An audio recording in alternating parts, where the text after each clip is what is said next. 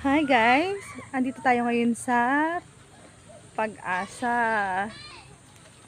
Ayan. Tutor ko kayo Yan. Maraming cottage na available kasi walang okasyon ngayon kaya yan. Maraming bakante. Yan. Ang ganda ng views. Kaso walang tubig. Hibas ngayon. Pero ito yung pinakamurang beach na napuntahan namin dito sa may Bicol. Kasi ang entrance lang dito kapag bata is 10 pesos. Kapag matanda naman ay 20. Kaya budget friendly talaga. Magdala na lang kayo ng pagkain. Yan.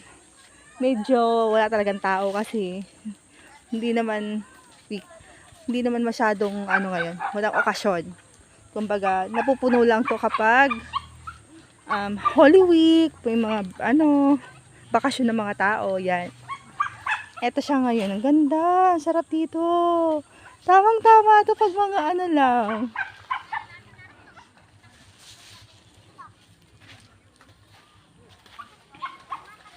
Tamang-tama to sa mga gustong mag-relax.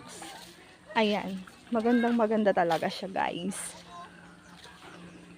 Dito pala yan sa sa Pag-asa, Jose Panganiban, Camarines Norte.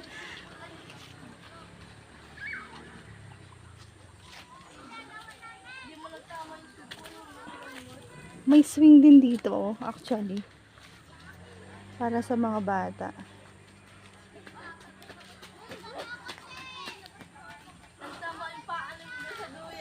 Ganda.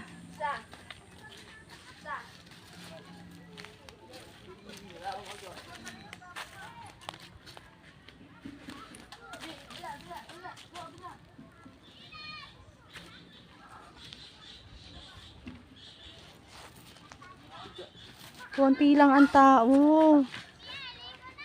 Ayan na Pero sobrang init. Nakalimutan ko magdala ng payong.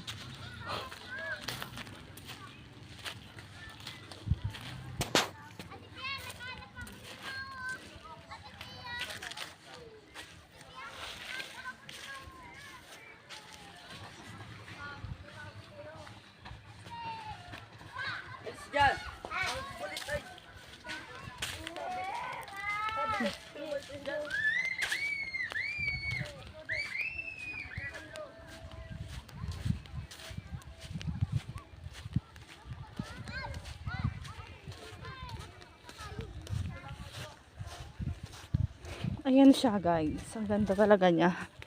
Ito siya. Maganda talaga siya. Actually. Ang ganda rito, walang tao. Konti lang kami. Siguro mga 10 lang. Wow. Ang taray. Medyo mabato. Pero carry lang. Kapag gabi, napupuno to ng tubig.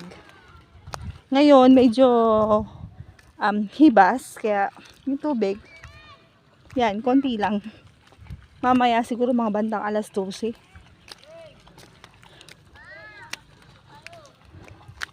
B! I'm here!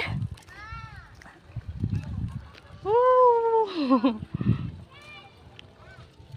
Ganda niya. Wow, tanaw mo talaga lahat Ano kaya yun? Pa!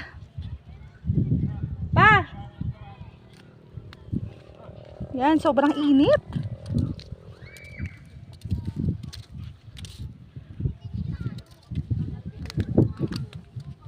O siya, mamaya na ulit. Magsuswimming muna kami.